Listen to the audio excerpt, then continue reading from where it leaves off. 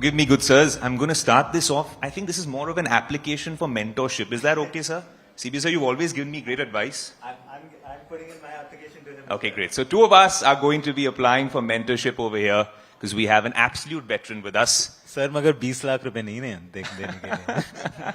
I mean, I know I started That is. getting DTC bus pass. So guys, thank you for officially calling me senior citizen. And for that, you didn't need AI tools. So when I asked AI, I think even the LLMs, and especially on the free models, could not compile your illustrious career in just one output. And similarly, the amazing illustrious things that Aditya has done in a short span of time. A huge round of applause. I am in August company. I am privileged to be here. Now, the session, sir, and the prompt was, is AI replacing humans, blah, blah, blah. We're going to talk about leadership, mentorship, policy, regulation, the serious stuff, the fun stuff. And remember this, Aditya is not media shy, but he'll always give us some great news. And CP, sir, will never shy away from a headline. So we're very glad that we could join you. CP, sir, you know, when we're talking about mentorship in a way, actually, let's talk about that. Cultures, the sort of culture that you need in a top tech company. And AI coming in, saying digital transformation is not a luxury anymore. We talk about augmenting the existing workforce. We talk about AI replacing certain functions. You've transitioned from a top IT company now to an AI startup entrepreneur. Are you seeing things differently now? You know, clearly, I would say that me and the 5 million software engineers in India are privileged. Privileged is because we are lucky that, you know, for us to be efficient at our jobs, it has to be human plus AI, AI plus human. And if we don't use the tools, then anyway we are extinct. So it's wrong to assume that it's an opportunity only for the technology industry. I think it's a huge opportunity for every industry. That most of us have used these tools in our own way. The day, you know, some of you started writing your reports on MS Word and started getting spelling guidance. I mean, you were using an AI. That 3 decades ago, when a chess game was won by the machine, you were using AI. It's just that exponential increase has now come in, and thanks to the generative AI, thanks to the conversational AI, now it has become, you know, into the hands of every human being. So I think it is important that human beings realize that the world now is human beings plus AI. And if you're not going to adopt AI, you would be left behind. I wasn't joking about the application for mentorship at the start. In a previous life, I was a lawyer. And a lot of people don't know that when Aditya is being introduced, he also started off as a lawyer, then did the miracles he did at Indigo, then Akasa, and now a bunch of other ventures. Whether it's a travel tech company, whether it's some of the stuff you're doing with the Vadvani Foundation, it's all AI for you as well. So do you agree with CP, sir, when he says it is human plus AI? There's no other way forward. Yeah, so, I mean, just to pick it up from where CP left, right? Whether we call it augmented intelligence or whether we call it artificial intelligence or assisted intelligence, this has been around all the way from Deep Blue, you know, defeating Garry Kasparov. But what has happened in the last few years is that it has become much more user-friendly. My analogy is that when I was in high school, you know, the privileged boys would, I grew up in an all-boys school, privileged boys would go twice a week into this air-conditioned room, which was called the computer lab. Yes. And there used to be computers kept in an air-conditioned environment. Today, a 1.5-year-old starts playing with that iPad. Correct. So that intuitiveness. Similarly, what has happened in the last 3-4 years, especially with GPT-2, GPT-4o, is that it has now become table stakes for everybody. You don't have to be a programmer today. You can literally go to ChatGPT 4.0, put in the right kind of prompt, and it'll build up a code which you can then start, using in your development systems, whatever environment you might have. Next will be, where there'll be non-programmable, AI, right? So that ease of use where it will become horizontal, and therefore to agree with what CP is saying, neither is it going to be the fiefdom of tech companies, nor is it going to be something that will be some, secret that only a few people will know. It will be across. It's happening today. Whether it is an airline, whether it is a real estate company trying to predict pricing, whether it is an airport trying to do demand forecasting, whether it is a healthcare company which is trying to predict the incidence of cancer, right? We are using artificial intelligence in one form or the other, whether it is ML, whether it is deep learning, we'll go into that debate later. It is all around, and therefore it'll be something that we are using. And to answer your question, yes, and at least, in the 4 or 5 things that I'm deeply involved in, we use this on a day-to-day basis. All the way from very simple sort of forecasting type of stuff to, like in our eVTOL business, we are using, very precision landing systems based on artificial intelligence, for instance. Mr. Gurnani, it's interesting because I just want to give you guys some context in terms of how fast things move in the world of tech, specifically in the world of AI. 3 years ago when we met, we were talking about whether AI would replace humans. Then we met in Barcelona, the Mobile World Congress, and we spoke about AGI, Artificial General Intelligence. Today the conversation's already moved forward. It's ASI, it's Artificial Super Intelligence, when AI systems and LLMs become smarter than human beings. How do we really cope, Mr. Gurnani, more importantly, when the guardrails still aren't in place? So, I'm going to actually put it differently. Since both of you claim to be lawyers and talk more technology, somebody has to talk English. So, think about it. What does a Microsoft call the agent that it puts alongside yours? It calls it a co-pilot. Why do you call it a co-pilot? Because it takes away some of your routine functions and frees up your bandwidth so that you can become more productive and you can become more efficient. Now, take this a step forward. When you start training your own tools to start, anticipating what your requirements are, then it starts becoming what we call as super smart agents. Now, the super smart agents, in my opinion, where we all are going right now, number one, the marriage between a human and the AI agent is going to be so much, more tailored around the domain that you are operating in. And we have seen these examples. What do you, when you come into the airport, when you see a Digi Yatra, what do you see out there? Do you see it as an exercise in computer vision? Or do you see it as one of the most complex systems where Homeland Security is involved, where an airline is involved, where an airport is involved, where an individual's data is involved, where ticketing is involved, and you're still able to seamlessly go across to your gate? Right. Now, just take a step forward. Today you come into the hotel, nobody recognizes you. Whereas hotels are supposed to be more personal, airlines are supposed to be, God save you. Now, the point I'm trying to make out here is the evolution of technology has just begun.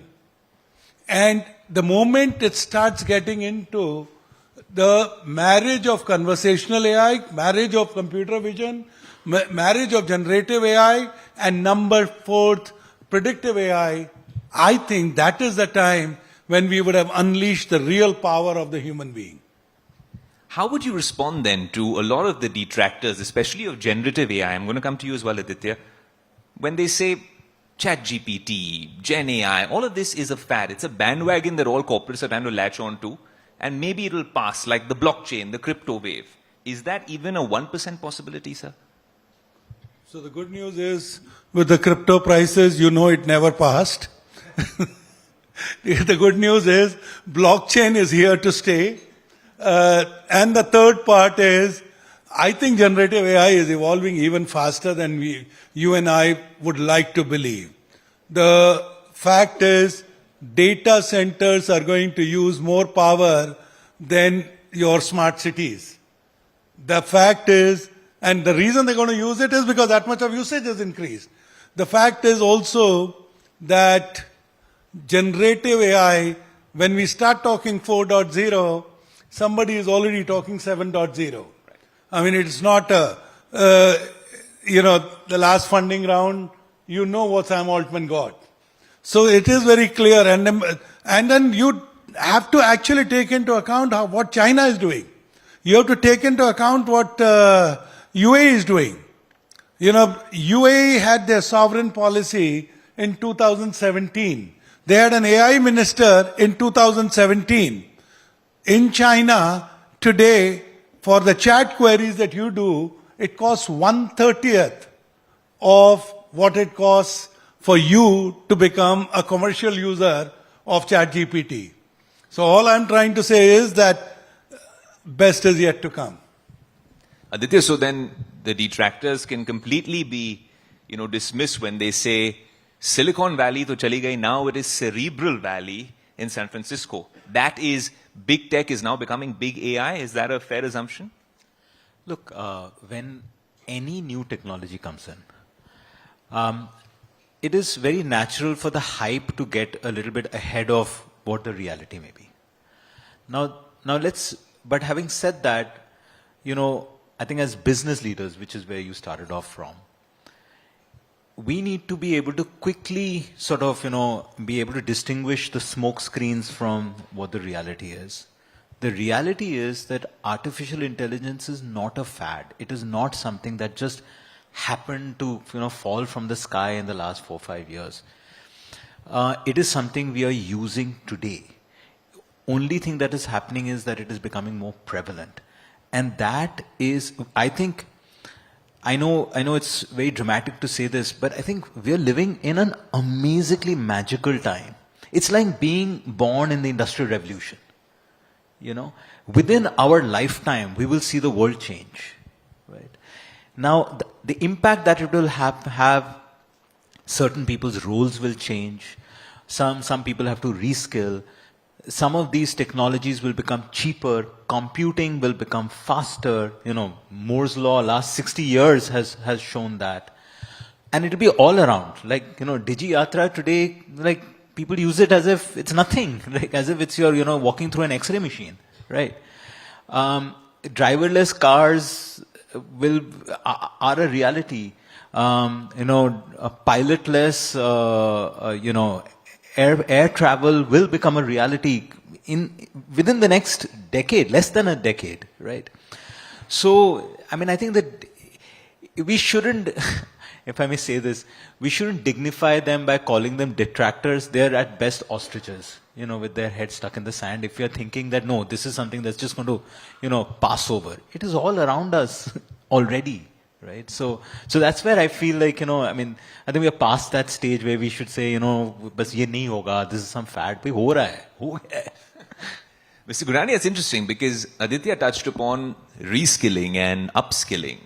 Now, that's important, right? Let's talk about, of course, all of us needing to embrace that AI wave. By the way. Yes. Just so that, the lawyer joke is on us also. In a company that I'm involved in, we are using AI today to dramatically reduce the legal spend, because we've now been able to train the model to look at certain, vast masses of contract where we don't have to wait for lawyers and large due diligence teams to go through it. It's happening today. So, glad that you and I are not dependent on legal fees for our living anymore. Absolutely. It's all about data centers now. Mr. Gurnani, so really reskilling, upskilling, that's important.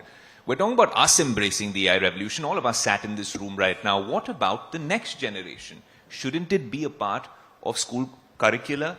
Shouldn't it be a part of, all the other things that we're doing? Aditya mentioned the computer lab, which was that, holy space that we went to where the air conditioning always worked. Floppy disk, Aditya, your time? Okay, so we're the same generation then. Yeah. But Mr. Gurnani, doesn't that mean that we need to really start from the ground up?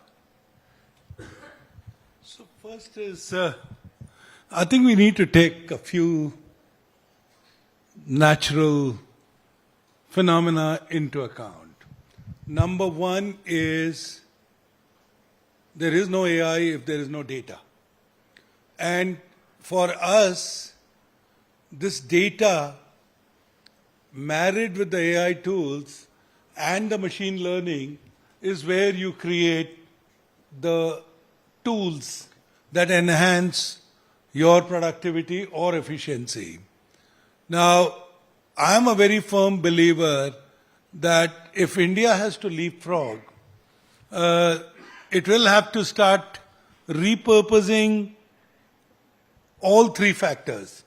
The all three factors is, does every department, does every organization, does every government department have an AI usage budget? Or is it become compulsory? Because till you make it mandatory, it's the same way computers at one point of time, got into the air-conditioned rooms, but now they have gone into mainstream. They are with, either through your smartphone or through your laptop, they are in everybody's hands. So for us to make the best use of AI, I think somewhere we will have to do a little bit of, induce it, little bit of inspiration, but every government department and every private company will have to start using it. The second part of it is, I think we have a fair amount of action. 200 private universities, IITs, and all have a lot of initiatives. And particularly IITs, I think they're doing a phenomenal job. But question now is, there is always this disparity between the public schools and the private schools. Mm-hmm. There's always this disparity between the rural and the urban. And I think with the connectivity now being what it is, with the cost of smartphone that can be driven to 5,000 rupees, I think we should start introducing AI and prompt engineering, because that will accelerate the learning and that will probably bridge the gap between the various sections of the society. So yes, if I was the education minister, I would do it yesterday. You see a few smiles in the audience. You touched upon something that I really want to talk about, and this is telepathy, sir. You're reading my questions before I ask them. The divide between India and Bharat. As tech companies grapple with how to really make it the next big thing, with the demographic dividend here in India, Aditya, is that really the way, given the organizations you've scaled in the past, the efficiencies you've brought into the aviation sector, now what you're doing in travel tech as well, do you think that is the secret sauce here in India? If a company wants to set up or do business here, really cracking the whole India versus Bharat paradigm? Clearly, where we are being able to, okay, yeah. So why is the divide there? A large part of the divide is because of traditional models of language, KYC requirements and things like that, right? Let's look at simple things like agriculture, education, financial inclusion, and healthcare. 4 areas. In all of these 4 areas, the government actually today has started using some kind of artificial intelligence, right? Whether it is in terms of advisory, there is this Kisan E-Mitra, and there are a bunch of things. There is oral communication that is being, simultaneously being translated into, a variety of languages. So whether it be for any public service, So, whether it is financial inclusion or healthcare or anything, or for that matter, like you were mentioning, a company to reach out to a larger customer base and a customer set. This will clearly leapfrog, the proverbial sort of laying the pipes to get to, where you want to get to. But what CP mentioned is what's going to hold us back. That if we do not invest public infrastructure or public spending, public-private spending in large data sets, in a language model that is a large language model that is created in India, either we will get left behind or it will become too expensive for our citizens and our companies and our businesses over here to kind of do that. At least that's my view. There are a lot of people over here who are using those large language models today, but I don't think there'll be a point in time very soon where you will end up paying a lot of money for it and so on and so forth. And in any case, unless you have really massive data sets, you will not be able to train your models as well. So, CP might have a view on this. Again, Aditya, I can only amplify what you just said. Most of us have been using a search utility. It could be Microsoft, it could be any other company. Now, the moment the search utility is combined with, and people started saying around that search utilities that the libraries will become extinct. Because you could do a fair amount of your research, you could read your books, or you could do whatever you wanted to, your newspapers, but the reality is that the hybrid model existed. Now take a step forward today. Now there are search utilities or the chat GPTs or the LLMs, the way you want to call them, have started becoming so sophisticated that they're not only allowing you to ask a question, but they're also giving you answers, anticipated answers, and context and various scenarios around it. So I think it is an evolution. And that's why this evolution, when it lands into the hands of everybody, it creates that equilibrium. So that's why I personally believe that for us as humans, that's what we started the conversation with, that instead of fighting that there is a new tool in town, we should fight it. My belief is we should embrace it. We should actually set ambitious targets for ourselves to adopt it. We should actually do courses on prompt engineering because it means asking the right questions will make you more efficient. So I think we just should amplify it. It's interesting, just before we move on, a quick show of hands from the audience. How many of you all have used ChatGPT or Google Gemini or any such similar tool? You should ask them who uses every day. Okay, there, Aditya's question. Who uses it every day? Uses it every day in some form or the other. Wow, that is a major majority, right? And I'm pretty sure lots of companies have their MISs already plugged into some kind of, whether it's a copilot or something or that. See how many people are nodding their head. Wow, okay. So this is the right audience. All the lovely social media companies that tell us about targeting, we know we're speaking to the right audience. But what's interesting over here is that, Mr. Gurnani, you were mentioning when you're typing it in and the AI really figuring out what the output's supposed to be like. One of the early Instagram developers and founders said that when they wanted to promote more activity on their social media, even when we were thinking of posting and we just had a photo in the library, they'd already uploaded it on their servers so that you got a seamless experience. And if you chose not to post it, it never showed up. You chose to post it, it was a matter of seconds, irrespective of bandwidth. But coming back to that point, Mr. Gurnani, we talk about the software, and that's really cool and swanky and glamorous. But what about the hardware when we talk about the AI revolution here in India especially? What about quantum compute? Jensen Huang was here a few weeks ago and he spoke to us and he told us about how his conversations with the establishment are all about why India should not only be exporting talent for AI, we should be manufacturing intelligence. Is that better said as a headline or is there a way to walk the talk, Mr. Gurnani? So I'm going to first relate to what you started talking about Instagram and photos. We all read the same news. Australia banning social media for under 16. Now, if you ask an average, at least I asked my driver, how many reels does he see every day? I mean, his answer was maybe 200.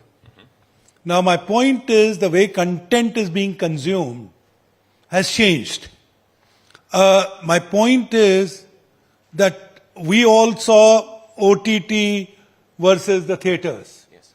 We all started visualizing the way content will get created in future. I actually met one of the content producers.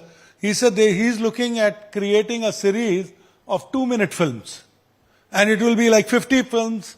And I'm like thinking, I mean, it takes me, 2 minutes to say good morning and set the context. I mean, how do you create a series around 2-minute films? So my point again is the way we consume and the way we function, unless we correlate it to any offering that we make, I think we are missing something. Okay. Now, the second point, which was about India exporting talent for the tech revolution and now the AI revolution. But what about us really making this India, this beautiful country, a hub of that innovation?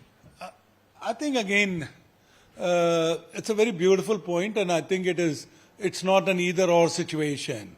I think we all know that a car on the road today is about 500, 600 IoT or semiconductor devices.